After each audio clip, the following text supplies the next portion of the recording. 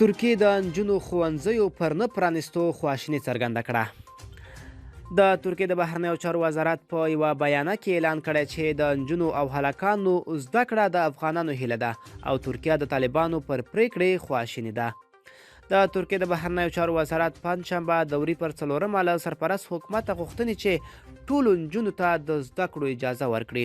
د ترکیې د بهرنیو چارو وزارت په بیانیه کې راغلی چې دا کار د افغانانو په ګټه دی.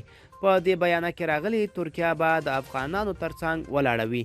په تیره بیا په دې سختو ورځو کې د سرپرست حکومت د پوهنې وزارت پرون اعلان وکړ چې د نجونو ښوونځي نه پرانیستل کیږي ځکه د ښوونځیو د نجونو جامې له شریعت سره برابرې نه دي. د اوسني حکومت دا پریکړه د بشري حقونو د دفاع کوونکو ډلو له لویدیځو دولتونو او نړیوالو بنسټونو له خوا غندل شوې ده.